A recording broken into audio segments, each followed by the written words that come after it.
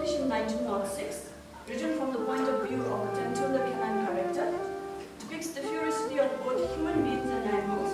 The story details white man's journey to domestication in Yukon territory and the Northwest Territories during the 1890s, called the Gold Rush. And regarding the white man's story, a wolf dog was born wild but becomes more dog-like after Grey Weaver domesticates him, becomes a fighting dog under Beauty Smith, and his life changes when he was bought by William Scott. So these are the three main human characters who becomes the owner of the wolf dog white fan.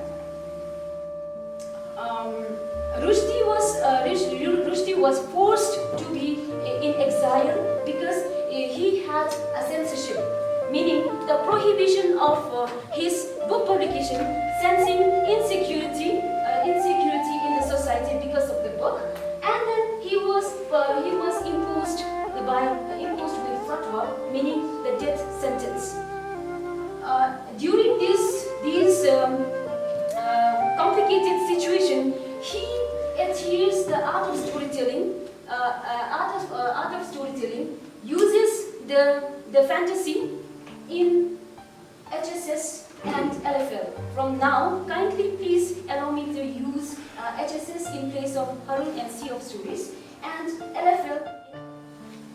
Myth of Phalas is such a liberation, portrayed by Drupa Kinle, the realist Tibetan yogi.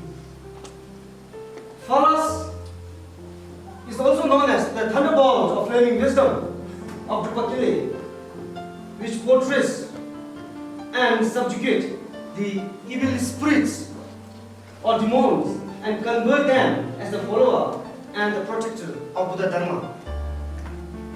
Drupa Kinle shows the path to spiritualism and liberates the people from the cycle of rebirth through the means of sex, which is unconventional way to attain liberation. How cultural transition influenced individual as well as social consciousness.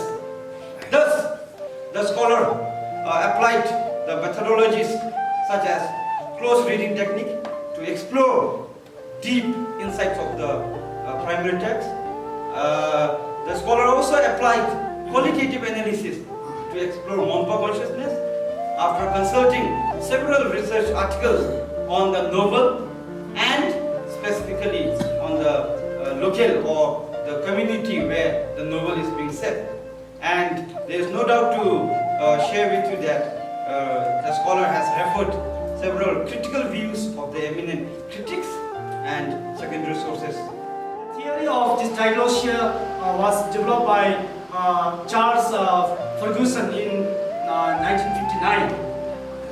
And according to him, the use of two different varieties of same languages by the same speaker in the separate socially determined context. And for him, this is what diglossia is. And he considered this diglossia as classical diglossia because the two varieties of the language are found closely related. So because of that, he said that diglossia is a classical diglossia. During the Second World War, Falls relocated to the village of Appleton, South Devon, in southwest of England. And following the war, Falls enrolled at Oxford University in London, where he majored in French and German. As a result, he was highly inspired by French literature and existentialism, as represented by three giants, French existentialists, Gustave Flaubert, and Jean-Paul Sartre, and Albert Camus. The French Latin Woman was published in 1969, and the book has been translated into more than 10 languages, and it was adapted into a classic film in 1981. And the screenplay of the film was penned none other by Harold Pinter. I explored the women's subjugation as an impact to understand the causes and the solution towards social class stratification. The theories of stratification by Karl Marx and Max Weber will be incorporated in order to bring the theoretical insight of monetization. The main protagonist in the novel is Ramchand, and his straightforward daily existence is disrupted when he was assigned to require him to visit a wealthy client, Rina Kapoor. That brings attention to a whole range of elite national cultural practices.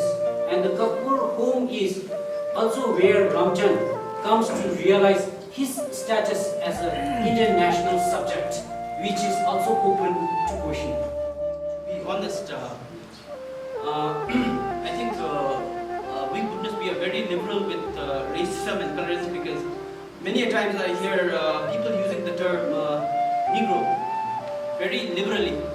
If that person says this in front of an actual black, that person will be in trouble. And not just that, we have this habit of calling other people.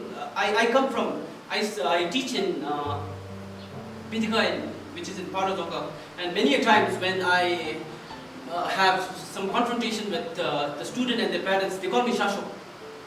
So what I see is they're very liberal with racism and colorism. So here, now what is happening is this is changing now. With the new generation, people, the children, they are so used to technology.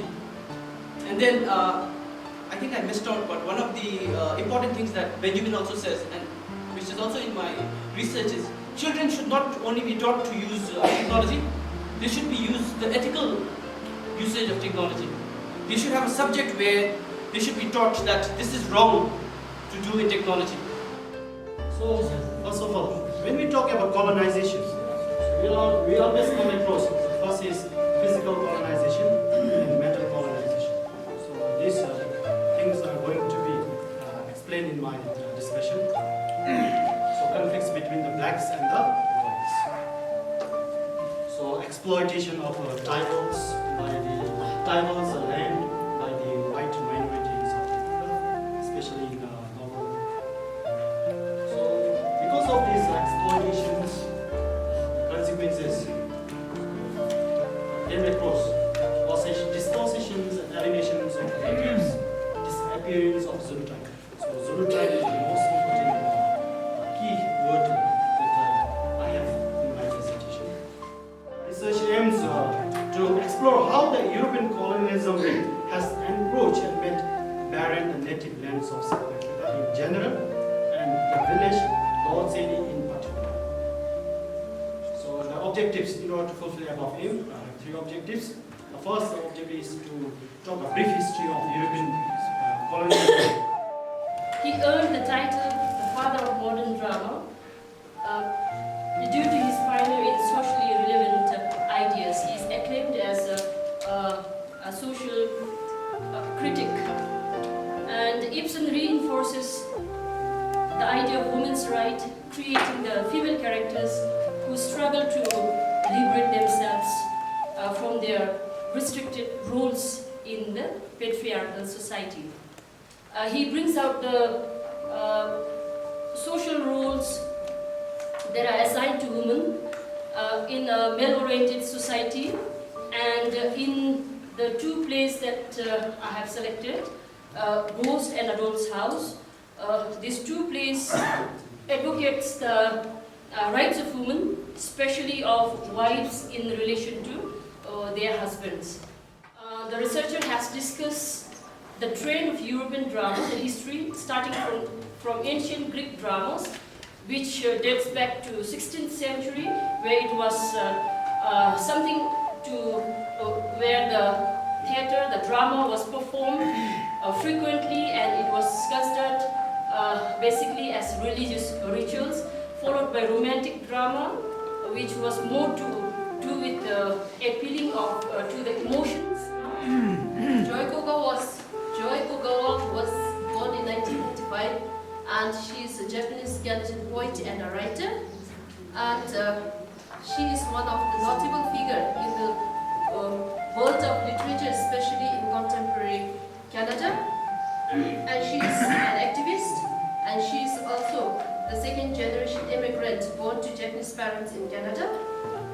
Oberson won the book's Canada First Novel Award in 1982. And to move on with the abstract, it is an autobiographical narrative and a representation of the trauma narrative and interplayed between language, experience, memory and place. It also depicts how Japanese families marginalized and had to undergo physical torture and psychological trauma, and it is set against the backdrop of World War II. So now the title Leila from the author Parak Akbar has a eponymous. It eponyms the name of two religions, Hindu and Muslim, which has a different connotation as well as a pronunciation. In case of Hindu, in case of Muslim, it is pronounced as Leila, which is similar to the pronunciation that I'm pronouncing now, but it has a different connotation. The meaning behind Leila is dark or night. And in terms of Hindu, they pronounce it as not as a Leila but Leela, which has association with the goddesses Lakshmi and Lalita. So from here itself, from the title itself, we can see the mahim, the confusion, so which talks about the dystopian nature. And Leila is his debut novel, and being a debut novel, it has got an award on 28th Jury Prose Book Award for Fiction and the Tata Literature Life Award. It was later adapted as Netflix series. So Parak Akbar, he got the inspiration to write this particular novel, Leila. With the introduction, I have used the term hegemony. And in this particular research, I have used Antonio Gramsci's Italian, the Marxist philosopher, Antonio Gramsci's theory of hegemony and domination. To talk a little bit about hegemony, I came up with three Marxist philosophers. That is Marx, Antonio Gramsci, and Luis Althusser. And they have a very typical understanding of Marxist philosophy. The first one is based on the concept of ideology. Ideology is a belief. Is moral hegemony is a belief where the upper class, they try to maintain the social status and to dominate the lower class. So to maintain that the social hierarchy, they have this kind of the concept of ideology. But it becomes a very traditional notion for Karl Marx. It's a very traditional, which means that it is based on the production, mode of production. The hierarchy remains, or the upper class, they maintain the social hierarchy based on the mode of production. Whereas Antonio Gramsci, it is of a neo-Marxist. Neo-Marxist in the sense that Antonio Gramsci, he looks from a different angle. Indeed, though this book is published in June 1926, 94 years exactly from now, I would say that still this book is around 9 years old. Because in 2013, the British Crime Writers Association had voted the best crime novel ever. So because of that, this book gets immortalized. After 2013, I have, through the nets, I have not seen that a crime novel better than this, The Murder of Roger Ackroyd, had not been written. So because of that, I think this book rules in the detective fiction genre.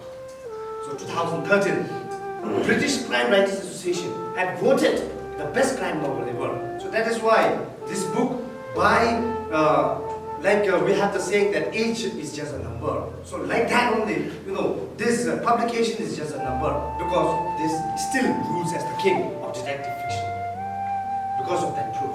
And now going a little bit to Agatha Christie.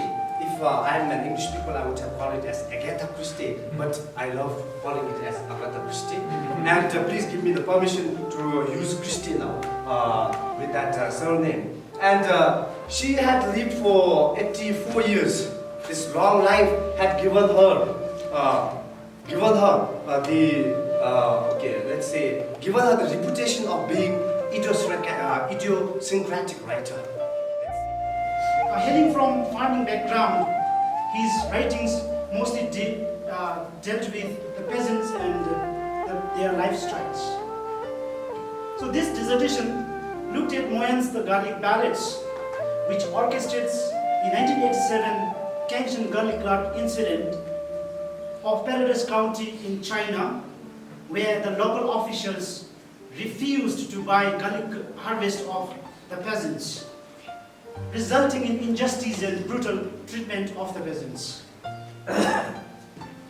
The Garlic Ballad is actually originally written in Chinese. However, it got translated into English in 2012 by American Chinese translator Howard Goldblatt. Set in rural China, the Garlic Ballad is written at the backdrop of cultural revolution that has happened in 1966 till 1976. And he is one of the founders of gay liberation movement in Bhutan University in United States of America.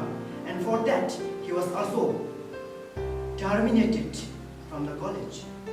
And The Man Who Would Be the Queen was written in 2011 as an autobiographical narrative. And coming to the abstract, the research here would like to explore and present how LGBTQ people are looked upon in the well-established and coded society of homophobic and heterosex society through the lens of guilt, betrayal, and rejections. And I think LGBT is very much clear, and which stands for lesbian, gay, bisexual, and transgender. And it's been followed by Q, which means the questionings or querying.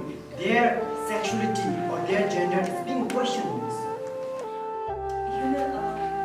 Subjected to humiliations and exploitations as portrayed in the text, and there is comparison and compared and contrasted the humiliations and exploitations their experience faced by each generation as given in the text.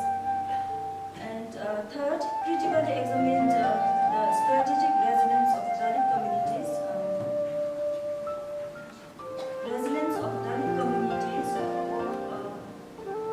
How each generation came up with their own resonance strategy.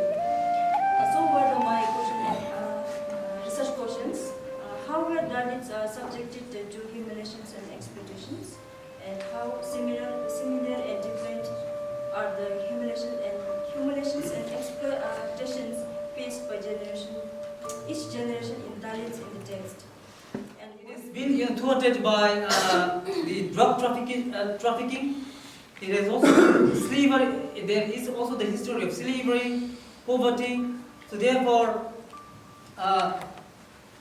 in the novel Love in Time of Cholera, Garcia Marquez also tried to depict all those realities. He is a Colombian novelist, short story writer, script writer, and journalist. So here it is important for me to describe what is script writer and journalist. So he takes advantage of being script writer and journalist in trying to design. Because of that, in all the films we see negative glimpses in all the films of Islamic religious influence on the character. So to streamline the discussion, in particular, Islamic ideologies has led to sexual violence against women, where I have brought excerpt from a movie where religious Islamic representative persuades a male character and tells him to rape the female protagonist by saying, God must be repenting for making you a man. He is not interested in guns. Let's give him a sling and let him kill some birds so that he become a man. And now coming to the background, so I'll talk about the two authors and it's a little bit of its background. So first one, Khushwant Singh is acclaimed writer, not only in India, but he is acclaimed all over the globe because of his shrewdness in exhibiting one of the realistic life experiences. Likewise, he has done in Khushwant journey to Pakistan also. And his way of writing is satirical, that's why it's more of the real life experiences. It's very much relatable to the readers, that's why his writing is liked by the audience all over the world. And one of his most popular work is Train to Pakistan, which was published in 1956. And it's not about the Pakistani side of the drama, Dastan. It was released in 2010 by Hassan Hussain. He's a Pakistani film and director, television director. And this particular Dastan drama is very much popular, not only in Pakistan, but all over the globe. It's very much relatable. And then both the narrations, the drama and the text unfolds against the terrifying partition. And though these two are considered very pertinent work of partition, centering around the partition, still then these two, both the narrations, come to a parallel where they have a similar theme. And my study is actually intended to explore the author's view on Bhutanese culture. And coming to the abstract, and as we all know that the culture is viewed differently by the outsider and insider. One insider actually feel normal about their culture is seen as aberrant by the outsiders. So there's a different perception that individual actually takes. So that's why so my research will try to explore their views on Bhutanese culture, and through these studies it will also try to explore the author's culture experiences and the difficulties actually they face in their working environment in different locations. They risk themselves to confirm their position in the society, so by their own voices. So that means will be seen in the stories. And then my abstract is then who have been subjugated to multiple subjugations and oppressions in the caste-ridden Indian society. And that's why we started to talk about their bodies in their language from their location. We're just trying to see that it is themselves to be talking about for them. Some other would not be able to talk about that because there would not be any kind of authenticity. That's why Dalit women themselves would be talking about themselves. Thereby providing the images of their lives amidst caste gender jeopardy. And based on the selected short stories and poems, the researcher would focus on what is the general notion of Dalit women in India. And these, especially the land, there is a magical land that is located at top of the tree which keeps on changing. These different elements used by Platon. The spontaneous shifts or changes in the landscape that is located at top of the tree. And this tree actually can be referred to as the arboreal jungle. This arboreal jungle, it is biology online dictionary says, is a Latin meaning for tree. Meaning it is related to the tree which keep connected and give life to the Tibetans. Apocalypse, which means the revelation. Again, when we see a revelation has different connotations here. Like a revelation can be exposing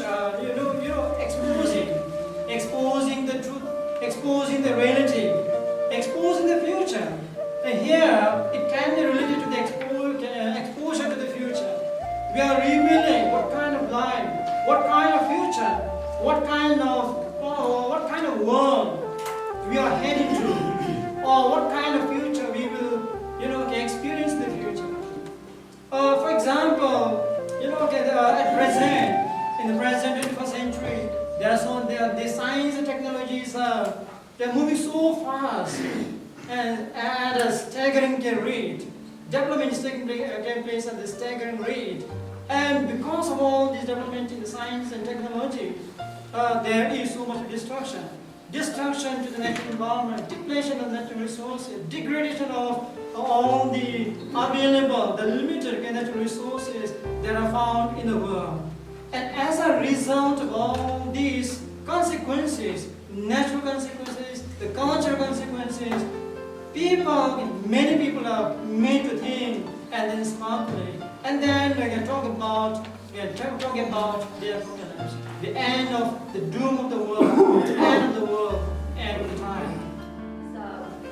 Attires, because he's a boy and he's not allowed to wear girls' dresses and decorate himself as like this in the picture, doing makeup and adding so much of flowers and decoration over him. So this is not allowed, and because of that, he is termed as funny one by one of the uncles in that gathering when they found that he is dressing in such a way, aberrant way where it is not meant for boy.